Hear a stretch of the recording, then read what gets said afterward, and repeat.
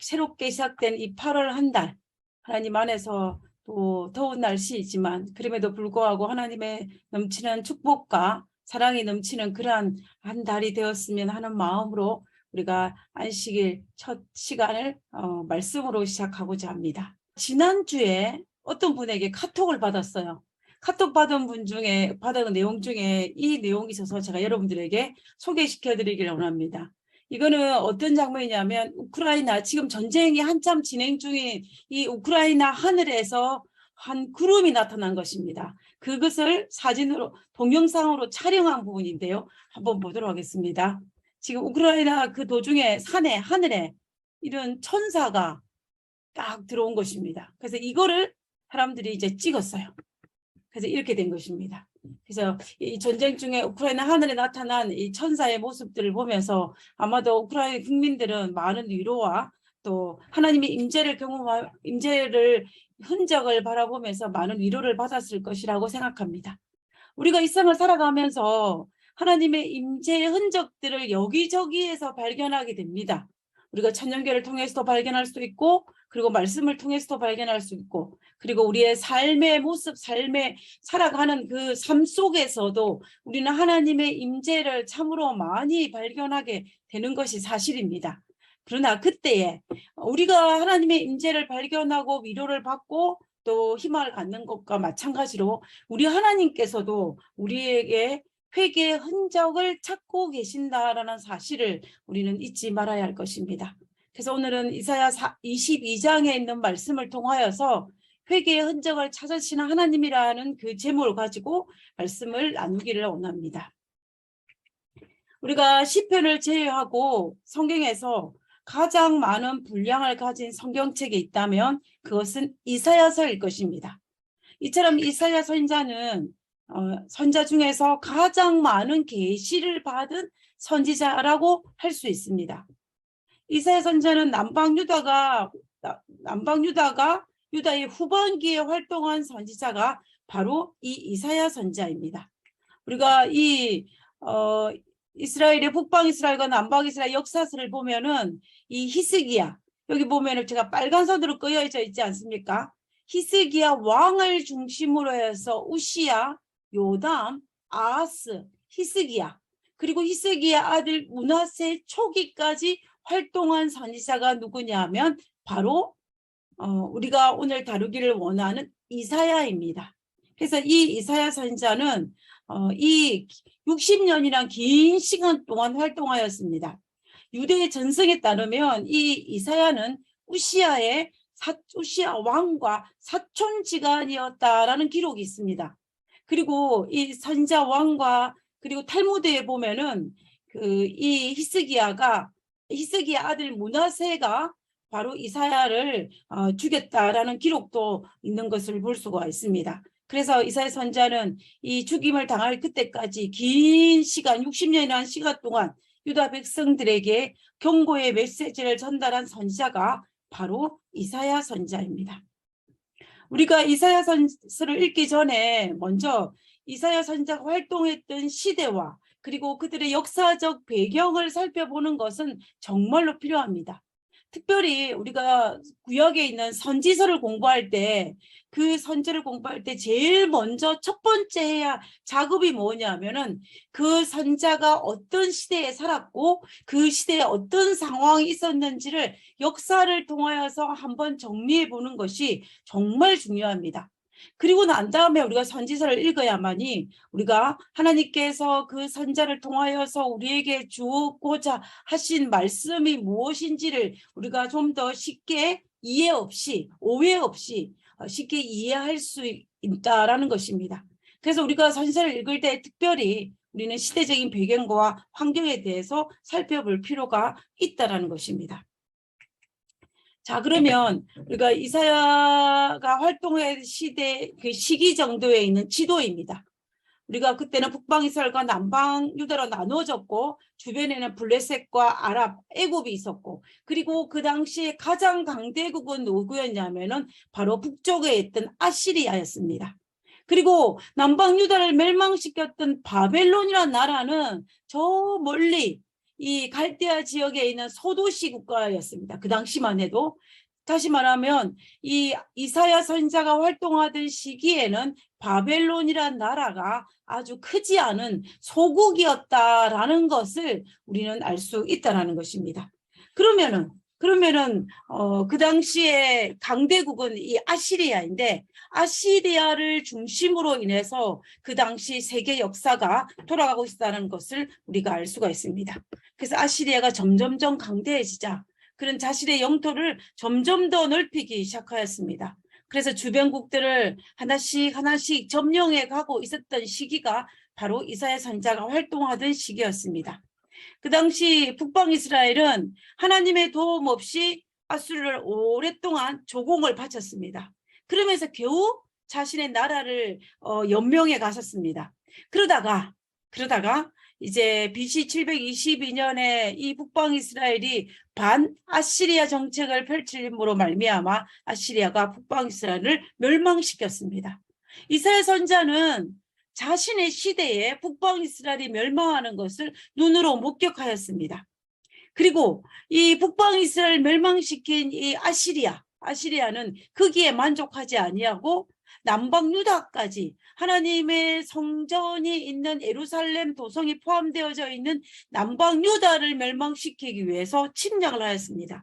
그래서 이 남방 유다에 있는 예루살렘을 제외한 많은 성읍들을 파괴하였고, 그리고 많은 사람들을 포로로 잡아가는 일들도 있었습니다. 그렇기 때문에 그러한 아주 어렵고 힘든 시기에 이 아시리아의 강대국이 주변 나라를 힘들게 할 그 시대 때에 하나님의 기별을 전한 사람이 누구냐 하면 바로 이사야 선지자입니다. 우리가 이사야 선지자의 기별을 단 하나의 핵심적인 기별로를 하나로 정리한다면 우리는 무엇을 볼 수 있냐면 바로 예레미야 7장 9절에 있는 이 말씀입니다. 만일 너희가 굳게 믿지 아니하면 너희는 굳게 서지 못하리라. 이 말씀이 이사야 선지자의 기별의 가장 핵심적인 기별입니다. 무슨 말이냐면 너희가 하나님을 굳게 믿지 아니하면 너희 나라는 굳게 서지 못하리라. 다시 말하면 하나님을 굳게 믿지 아니하면 너희 나라는 망한 나라들처럼 망할 것이다 라는 것입니다. 그러므로 어떻게 하라? 너희는 하나님을 굳게 믿어서 너희의 나라가 망하지 않게 하라는 메시지가 전달되어지는 것이 바로 이사야 선지자의 기별인 것을 볼 수가 있습니다.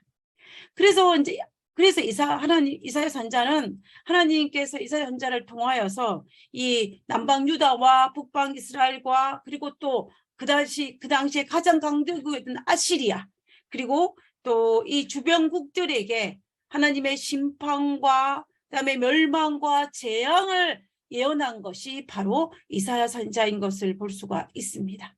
그만큼 이사야 선지자는 굉장히 많은 분량의 하나님의 메시지를 전달하였고 굉장히 많은 분량을 차지하여서 선지서를 기록했기 때문에 우리는 이 이사야서가 때로는 우리에게 어렵게 느껴지기는 하지만 그럼에도 불구하고 하나님께서는 이사야 선지자를 통하여 하시고자 했던 핵심 기별이 무엇이냐면 만일 너희가 굳게 믿지 아니하면 너희는 굳게 서지 못하리라는 그 하나님의 기별이라는 사실만은 우리가 기억해야 할 것입니다.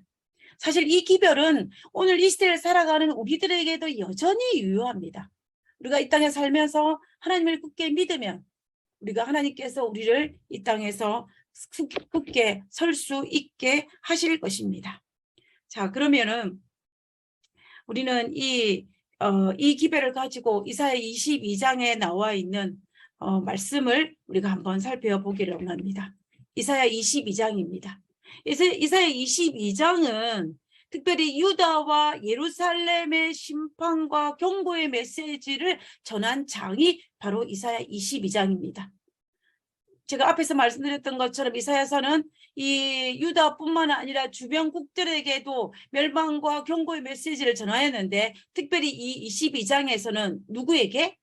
예루살렘과 유다에게 심판의 경고의 메시지를 전한 것을 볼 수 있다는 것입니다.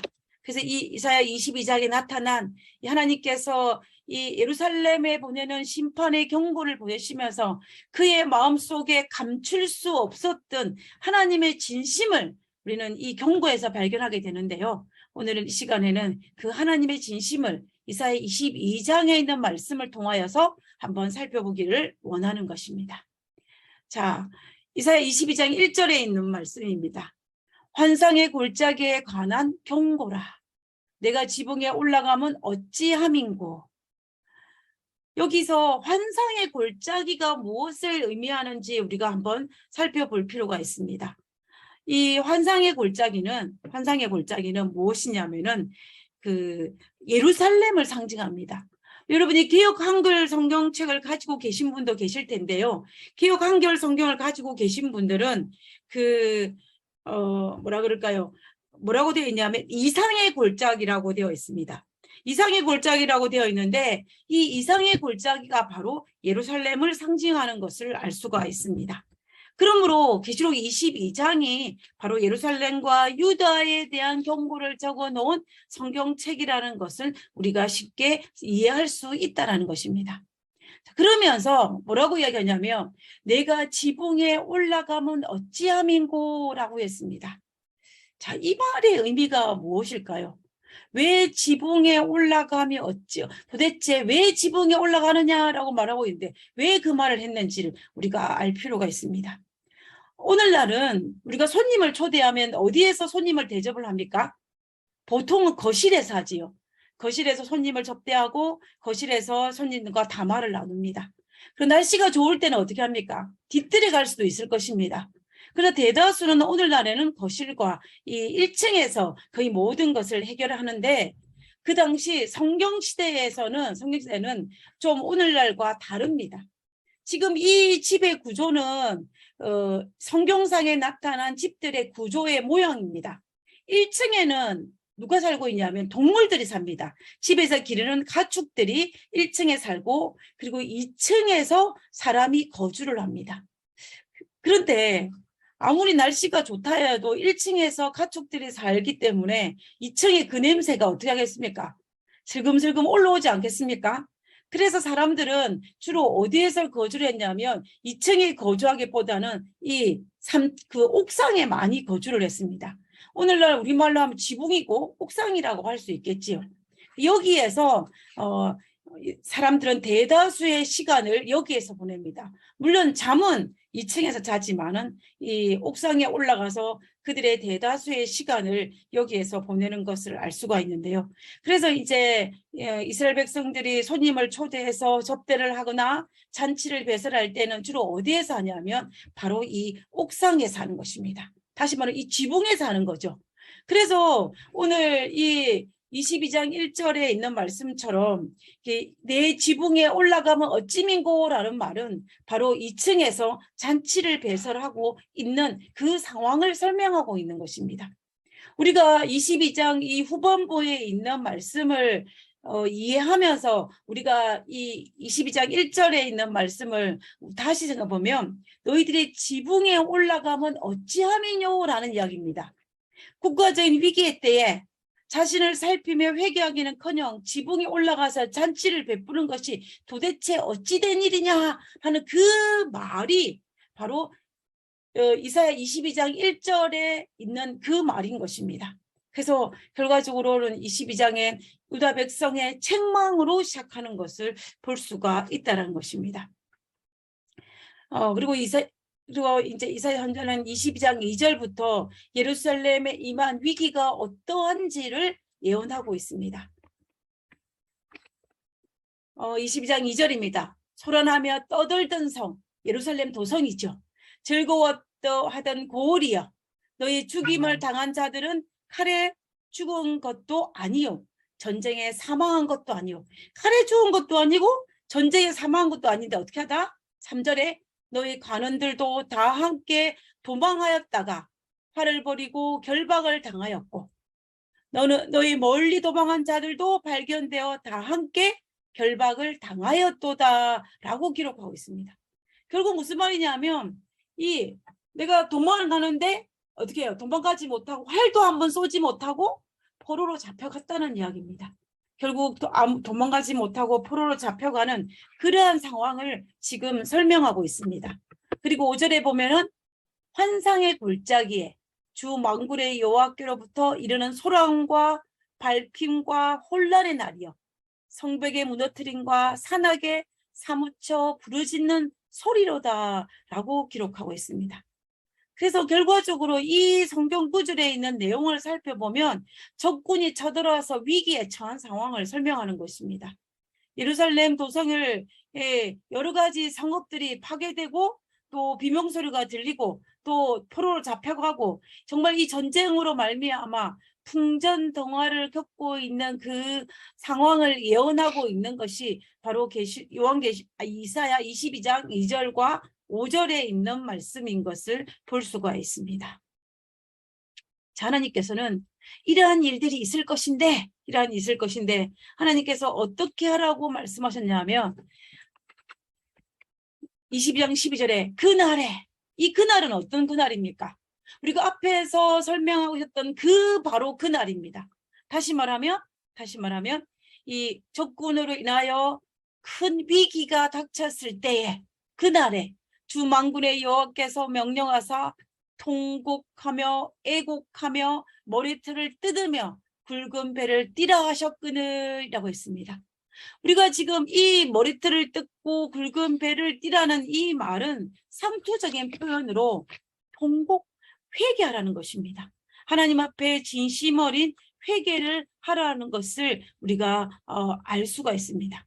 다시 말하면 그러한 일이 위기가 임할 때에 우리가 어떻게 하면은 이 모든 재앙을 해결할 수 있을 것인지 그 비결을, 재앙을 피할 수 있는 방법을 가르쳤는데 그것이 바로 12절에 있는 바로 이 말씀이라는 것입니다. 근데 그들이 어떻게 했다는 거예요? 13절에 보면은 너희가 기뻐하며 즐거워하여 소를 죽이고 양을 잡아 고기를 먹고 포도주를 마시면서 내일 죽으리니 먹고 마시지 않은도다. 하나님께서 이런 경고의 기별을 주었음에도 불구하고 그들은 그것을 거절하고 어떻게 하였다는 것입니까? 내일 죽으리니 먹고 마시지 않으면서 그들이 잔치를 배설했다는 것입니다. 잔치를 배설했다는 것을 우리가 볼 수가 있는 것입니다. 하나님은 그 사실을 두고 하나님께서 이사야 22장에 예루살렘을 책망하시고 유다를 책망하고 있는 모습입니다.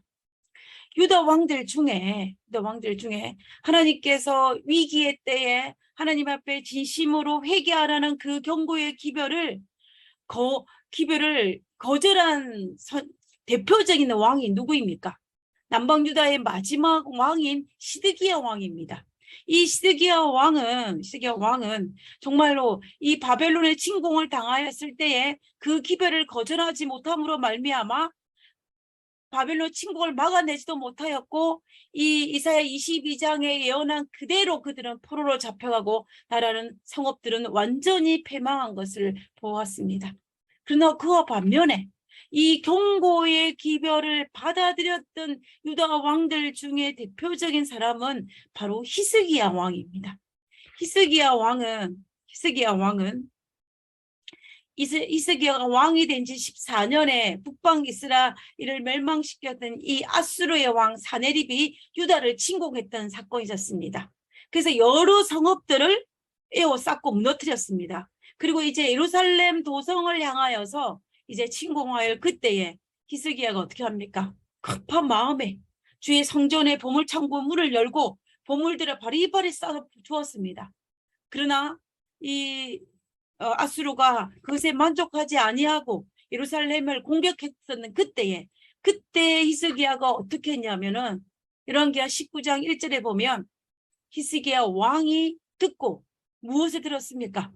사네립이 자기를 침공하고 있다는 사실을, 예루살렘 도성을 향해 오고 있다는 사실을 듣고 그는 그 옷을 찢고 굵은 배를 두르고 여호와의 전에 들어가서라고 되어 있습니다. 그래서 그는 정말 옷을 찢고 굵은 배를 두르며 하나님 앞에 기도하고 백성들에게 같이 기도하면서 이사야 선지자를 불러서 우리가 이 일을 하나님 앞에 기도하기를 요청하는 우리 히스기야 왕을 열왕기하 19장에서 볼 수가 있습니다. 그로 말미암아 어떻게 되었습니까? 정말로 보물창고를 열어서 돈을 바리바리 써주어서 해결하던 바로 그 일이 하나님의 개입으로 말미암아 주의 천사가 아시리아 군대 18만 5천 명을 죽이는 사건이 일어났습니다. 그러난 다음에 이 아시리아의 왕인 사네립은 자기 본국에서 반역이 일어났다는 소식을 듣고 급히 고국으로 돌아갑니다. 그리고 자기 아들에 의해서 살해당하는 일이 발생했다는 것을 우리는 기억하실 것입니다. 그만큼 하나님께서 우리에게 알려주신 그 방법을 사용하는 것이 우리에게 얼마나 중요하고 또 얼마나 가장 좋은 해결 방법이라는 것은 우리는 성경의 여러 곳을 통하여서 확인할 수가 있습니다. 그리고 또 대표적인 게 또 어디에 있습니까? 이 니느웨 성에 속한 백성들이 금식하실 때에 니느웨 성이 멸망할 그때에 그것이 멸망당하지 않은 사건이 있었습니다. 여러분 요나 선자를 기억하실 것입니다. 요나 선자는 니느웨 백성들에게 하나님의 기별을 전하도록 명령을 받은 선자였습니다. 그런데 중요한 건 이 니느웨시란 도성이 어느 도성이냐라는 것이죠. 이 니느웨 성은 바로 아시리아의 수도입니다. 우리 아시리아가 어떤 나라였습니까? 북방 이스라엘을 멸망시키는 나라였고 그리고 남방 유다도 멸망시키려고 했던 나라가 바로 아시리아입니다. 그러면은 이 아시리아는 우상 숭배의 나라라는 것입니다. 하나님을 섬기는 나라가 아니라 우상 숭배를 하는 이방인이었다는 것입니다. 그럼에도 불구하고 요나 선지자의 기별을 듣고 하나님 앞에 부복하고 하나님 앞에 회개하였을 때 그들이 자복하였을 때 하나님은 그들에게 어떤 반응을 보여주셨습니까? 하나님께서는 왕으로부터 시작하여서 백성들에 이르기까지 회개한 그 니느웨 백성들을 용서하시고 그들에게 원래 그들을 멸망시켰다는 것을 늦추시는 하나님의 모습을 볼 수가 있었습니다. 하나님께서는 이방인이라 할지라도 회개하며 눈물을 흘릴 때에 하나님께서 그 경고의 기별을 바꾸시는 하나님의 뜻을 돌이키시는 하나님의 모습을 볼 수 있다라는 것입니다. 자, 그럼 여기에서 저는 하나님의 하나의 약점, 아주 심각한 하나님의 약점을 하나 발견할 수가 있습니다. 하나님의 약점, 하나님의 어떤 약점이 있을까요? 우리가 이 하나님의 약점을 우리는 이 땅에 살면서 6,000년이나 긴 기간 동안 우리 인간이 얼마나 이 하나님의 약점을 잘 이용했는지 모릅니다. 그 하나님의 약점은 바로 무엇이냐면은 진심으로 회개하는 자의 눈물입니다.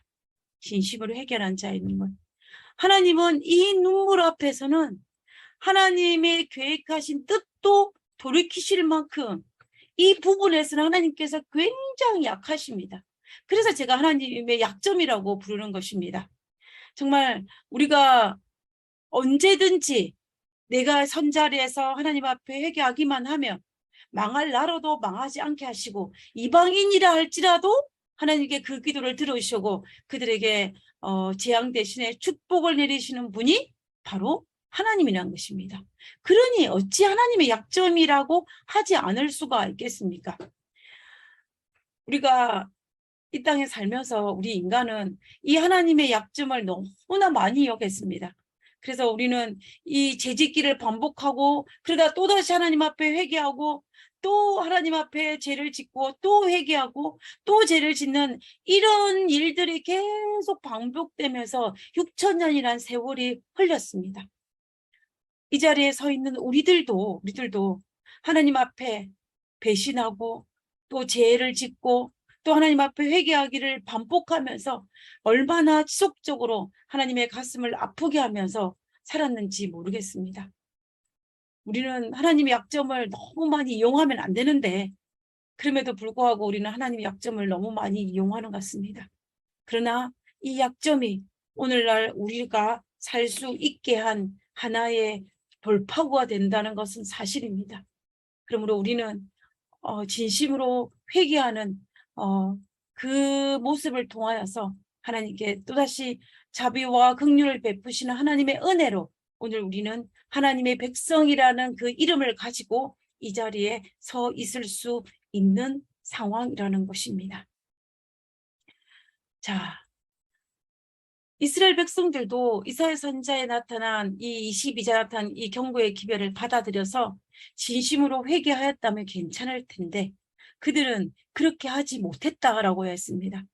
20장 13절에 그들은 즐거워하며 기뻐하며 잔치를 배소하고 즐기면서 내일 죽으리니 오늘 먹고 마시자라고 말할 정도로 그들은 하나님의 약점조차도 이용하지 못할 만큼 화인 맞아서 정말 그들은 회개하기를 거부하는 이스라엘 백성의 모습을 볼 수 있었습니다.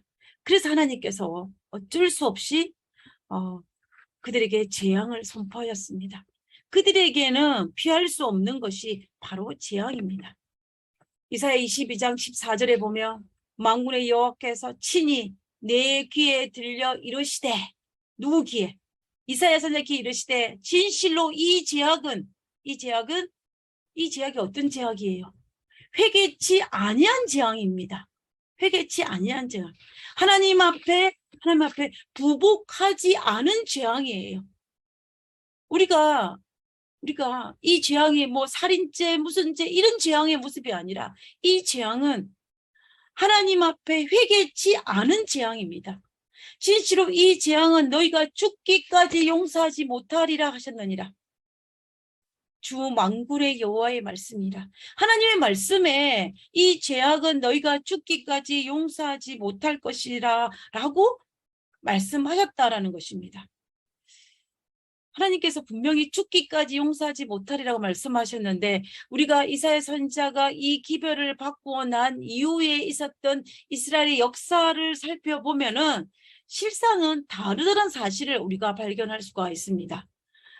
우리가 앞에 살펴본 것처럼 이 아시리아가 침공했을 때 그들이 용서하지 못할 것이라고 했는데 그들이 회개했을 때 하나님께서 어떻게 했습니까? 회개했을 때 그들은 다시 용서하셨던, 그리고 이 아시리아의 군대의 침략을 막아주었던 하나님의 모습을 우리는 볼 수가 있었다라는 것입니다. 그리고 또 이스라엘 백성들이 바벨론의 포로로 잡혀갔을 때, 그러나 그들이 하나님 앞에 회개하였을 때 70년이 참에 그들이 본국에 돌아와서 성전을 건축하고 나라를 다시 세우는 역사가 있다는 사실을 우리는 알 수가 있습니다.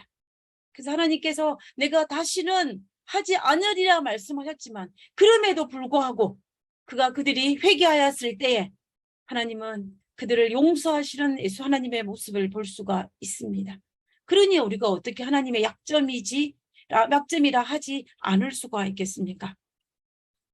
하나님은 정말 그들의 죄악을 죽기까지 용서하지 않으리라 말씀하셨지만 그들이 회개의 흔적을 보이면 하나님 용서하시는 그들의 모습을 볼 수가 있다라는 것입니다.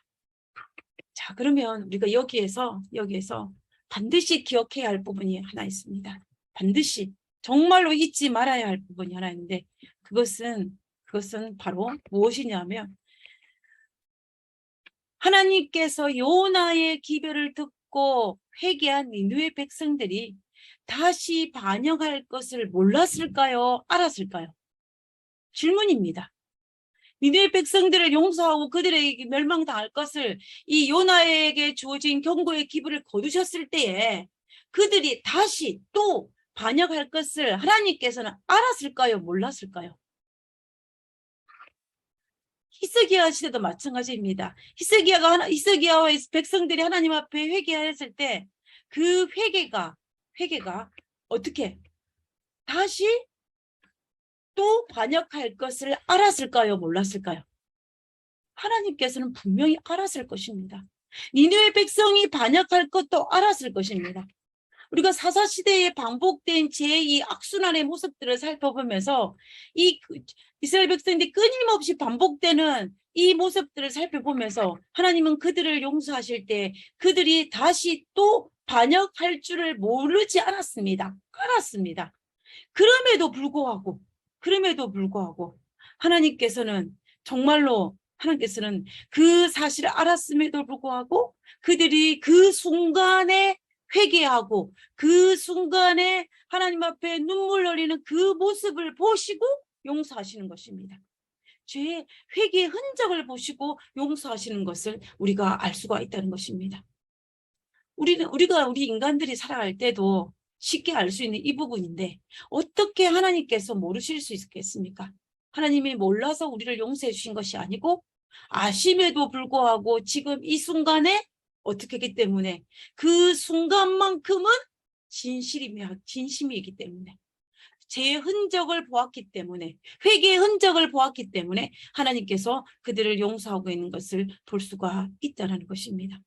그래서 우리는 정말 하나님께서는 다시 또 배신당할 것을 알면서도 우리를 향한 사랑 때문에 우리를 용서하신 분이 바로 우리 하나님이라는 사실을 우리는 발견할 수 있다라는 것입니다.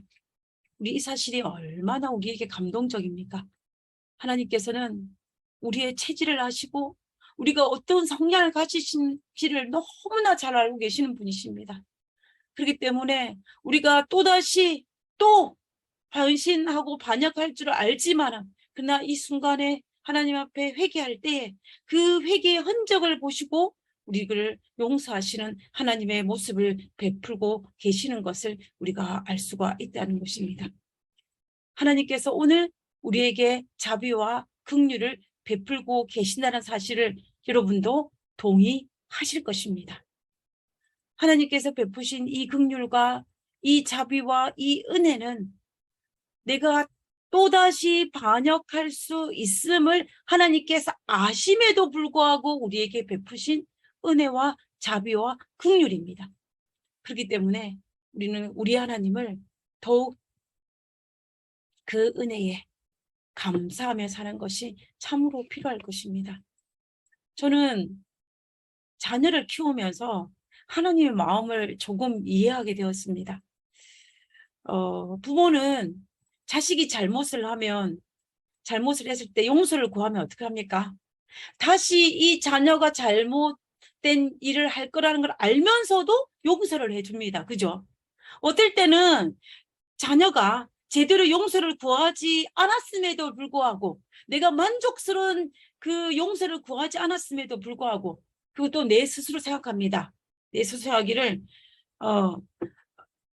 이 자녀가 자기의 마음속 깊이 우러나오는 그런 자신의 잘못을 깨닫고 용서를 구하지 않았음을 알았음에도 불구하고 용서를 구하는 행동, 제주처만 취해도 그 흔적만 보여도 우리는 어떻게 합니까? 그 자녀를 용서합니다. 왜냐하면 우리는 그 자녀를 사랑하기 때문에 그리고 이 자녀의 죄를 용서하기 때문에 그 흔적만 보여도 우리는 자녀의 죄를 용서하는 우리의 부모의 모습을 우리가 하고 있지 않습니까? 마찬가지로 우리 하나님도 우리가 그런 회개의 흔적만 보여도 우리를 용서하시는 하나님의 모습을 볼 수가 있는 것입니다. 우리가 하나님을 슬프게 하고 성령을 슬프게 한다는 사실을 하나님께서 아심에도 불구하고 우리가 정말 회개하는 흔적만 보여도 하나님께서 우리를 용서하시는 모습을 보이시는 분이 바로 우리의 하나님이신 것입니다. 그래서 하나님께서 우리에게 요구하시는 것이 무엇입니까? 하나님께서 우리에게 요구하시는 것은 정말로 딱 한 가지입니다.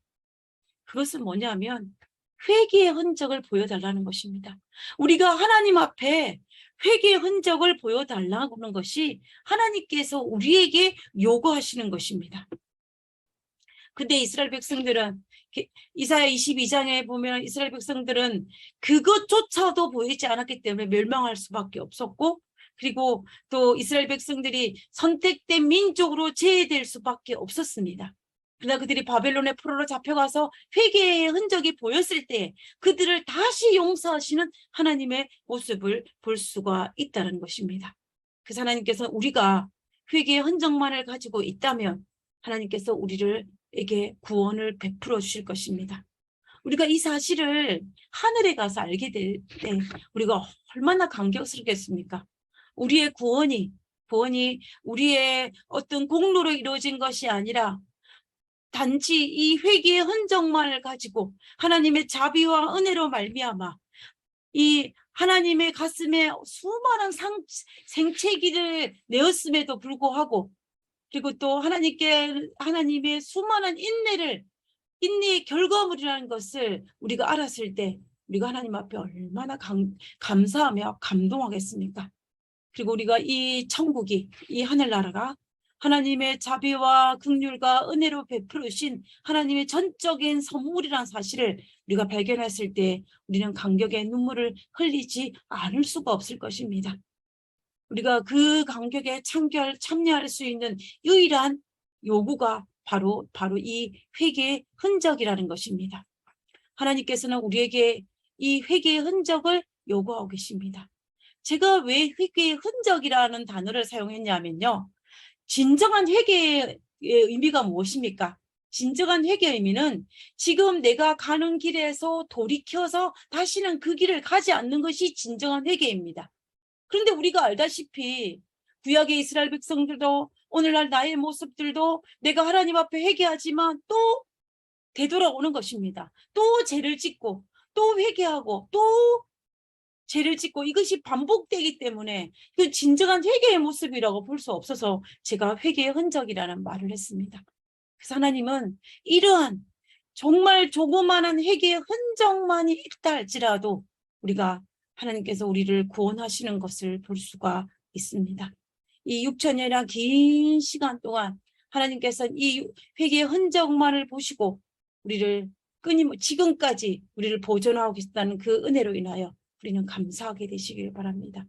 그러므로 우리는 오늘 나에게 여전히 회개의 흔적을 찾고 계시는 우리 하나님, 이 회개의 흔적을 찾으시면서 자비를 베푸시고 또 우리에게 긍휼을 베푸시고 우리를 구원하기 위해서 애쓰시는 그 하나님을 기억하면서 정말 하나님 앞에 감사와 또 찬양과 감동의 생애를 살아갈 수 있는 우리들이 된다면 우리는 하나님에게 작은 기쁨이라 들려드릴 수 있는 우리가 될 수 있을 것입니다. 우리 모두 정말로 모든 것은 실패한다 할지라도 이 회개의 흔적만은 실패하지 않는 우리 모두가 되기를 간절히 바라면서 오늘 말씀을 마치도록 하겠습니다.